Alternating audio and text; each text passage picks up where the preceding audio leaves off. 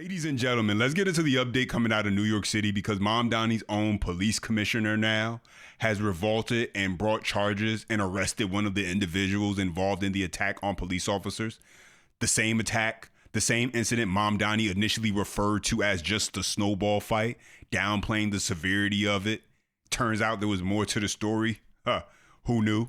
And it doesn't stop there. In Maryland, sheriffs are standing up against the Democrat Governor Wes Moore over his latest actions blocking state cooperation with DHS.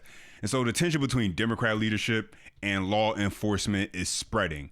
As always, smash that thumbs up button if you do enjoy the content, and to stay locked in with future videos, make sure to subscribe to their channel and turn on all those notification bells just so you know every time I drop. Let's get right into it. Police have made their first arrest following Monday's Snowball fight in Washington Square Park that left 2 NYPD officers injured.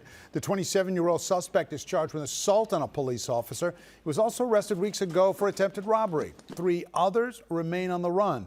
Governor Hochul weighed in on the case today, and unlike Mayor Mamdani, she is using stronger language to describe the incident. Eyewitness News reporter NJ Burkett live in Greenwich Village with the very latest. NJ.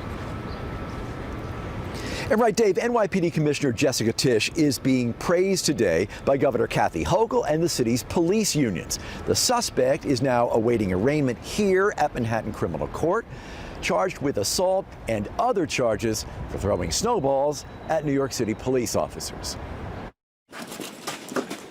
Guzman Coulibaly hid his face from photographers as he left the 6th precinct, the first of at least 4 people identified from cell phone video to face charges after Monday's melee in Washington Square Park. 2 police officers were injured and several others were covered in snow and ice. Today, Governor Kathy Hochul applauded the arrest. Our police officers put themselves in harm's way every single day, and there is no circumstance where it's okay to throw anything at a police officer, so that is appropriate. Coulibaly is 27 years old and a resident of the Bronx, charged with assaulting a police officer, disorderly conduct, and obstruction. Mayor Mamdani has insisted he saw no evidence of a crime and that no one should face charges. I can just tell you from the video I saw, it looked like kids at a snowball fight. Look, I've seen the videos of this snowball fight. I think that it was a snowball fight. But Coulibaly is hardly a teen and was arrested earlier this month on attempted robbery and other charges in what investigators suspect was a social media stunt. It was NYPD Commissioner Jessica Tisch who ordered the investigation, although it put her at odds with her boss in City Hall. A move that was praised today by the city's police union. This arrest sends a clear message that assaults on police officers cannot and will not be minimized or tolerated. End quote. Well, I spoke with the PBA president a few minutes ago. He continues to insist that the mayor denounce what happened to the officers in Washington Square Park. There was no immediate comment from Mayor Mamdani, as was reported a few minutes ago. He met with President Trump at the White House in Washington. Live in Lower Manhattan, NJ Burkett, Channel 7 Eyewitness News. The guy who was arrested had priors and was already committing other crimes. Talk about not a surprise. New York City, you in trouble. Not only did New York elect a Democrat socialist, they elected a naive one on top of that. Listen, the reality is there are people out there who genuinely dislike the police. And if you give them the opportunity, they will absolutely try and hurt police officers. This individual had already been arrested recently. He sees police officers out there, sees an opportunity for get back, and he takes it. And if it weren't for the police commissioner stepping in, he might have gotten away with it because the mayor was foolish enough to downplay the entire situation, acting like this was just kids messing around. That's a grown man right there. He's 27 years old. He ain't been a kid in a long time. I don't really think New Yorkers fully grasp or understand who they put in charge. It's easy to smile and promise tax the rich and all that kind of stuff and say the right thing during the campaign, but we're seeing in real time what that leadership looks like. And it's not effective, and more importantly, it can be dangerous. But I'm gonna leave that one right there. Let's move on. All right, so let's move on to another Democrat-led state. This time we're talking about Maryland, where the governor, Wes Moore, is facing major pushback from sheriffs across his state because he moved to ban the agreement they had between state, local law enforcement, and ICE. And so now you got several Maryland sheriffs They're pushing back hard, saying that that decision ties their hands and impacts public safety. Take a listen. Good morning, Sheriff Mike Lewis, Wycomico County. As Sheriff Jenkins just said, last week Governor Wes Moore signed a bill abolishing the 287G program across the state of Maryland. But what the governor did do is he put out a directive to all municipalities and sheriffs across the state. And he made it very clear, this law does not prevent localities or sheriffs from continuing to notify ICE about the impending release of an individual of interest from local custody or coordinating the safe transfer of custody within constitutional limits. What this new legislation will do that's being proposed today that we're up here to testify in opposition of will eliminate everything and contradict everything the governor just told us we could still do. They want to strip us of our ability to protect our counties, our jurisdictions, our people, what we've been sworn to do. We made it very clear, and I want to make it very clear again. The passage of Senate Bill 245, the passage of any additional legislation, does absolutely nothing to abolish ICE from working in our communities. All it's going to do is amp ICE up on the streets and going out looking for individuals that we could have otherwise transferred safely into their custody and our local detention facilities. We want to work closely with ICE. We want to transfer them over in the safe, secure environment that is our detention centers. And what this bill will do, 660, will strip our ability to do just that. And for those who don't know, we have a very tenured state senator who's not running for re-election, and he said one of the main reasons he's sick and tired of what they're doing up here for no other reason than to poke their fingers in the eyes of Washington, D.C. Folks, this is nothing more than politics over public safety. Exactly. 1,000%. And so you have the sheriffs out there in Maryland telling us that everything that the governor, Wes Moore, is saying about still being allowed to cooperate with ICE, that's what he's saying. The bill the governor signed actually eliminates all of that.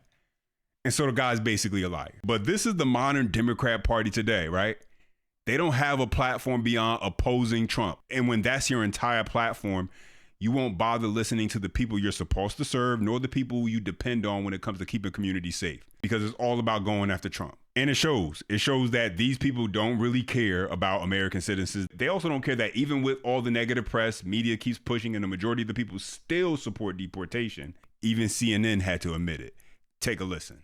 This, I think, is so important to note. After all the events in Los Angeles, after all the events in Minneapolis, after all the events of the last year on immigration, can Democrats actually take advantage on this issue?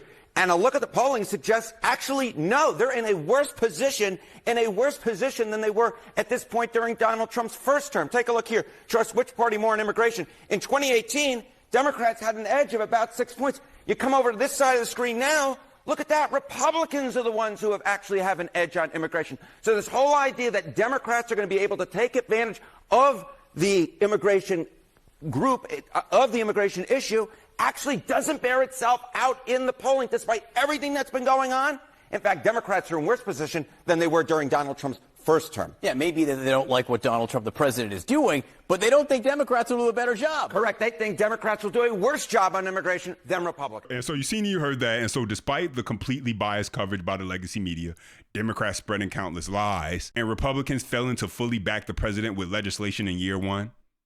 I didn't even mention the protests at ICE facilities in Chicago, Minnesota, Portland. After all of that, a majority of the American people are still saying, yeah, we still trust the GOP on this issue. Wow.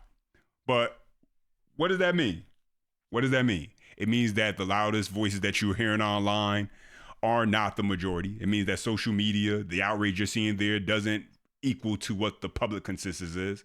Yet you still have liberals going on TV trying to convince you otherwise. And sometimes they're even willing to contradict themselves in the process. Like this. Take a listen. The President of the United States did not even mention the 2 U.S. citizens that were killed in Minnesota.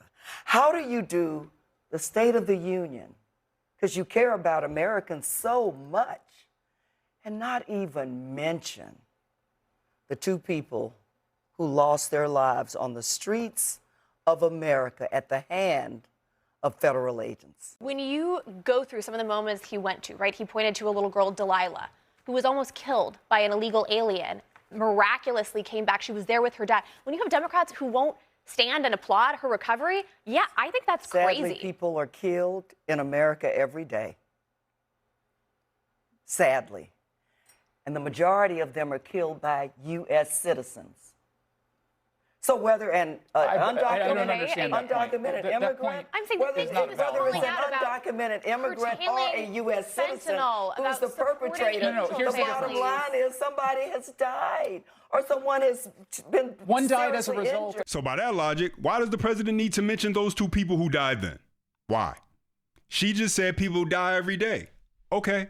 Then why did the president have to mention those two individuals? People die at the hands of law enforcement also, whether it's due to the overzealous nature of an officer or by the overzealous nature of that individual who was involved. That happens also, unfortunately. And so why do you expect the president to then single out those two people? Renee Good, Alex Preddy, that's who she's talking about. Make it make sense, right? But they can't. These people don't use logic. They just speak. They talk and lie. And there is a difference. If we want to talk about the difference between Americans killing Americans and an illegal immigrant killing an American, because one was 100% preventable because they weren't supposed to even be here if the border had been left wide open by the previous administration. But those are my thoughts and the update. Now let me hear from you. Drop your comment down below. As always, if you enjoyed the content, smash that thumbs up button. That's how you let me know, and subscribe to stay locked in with future videos. Until next time.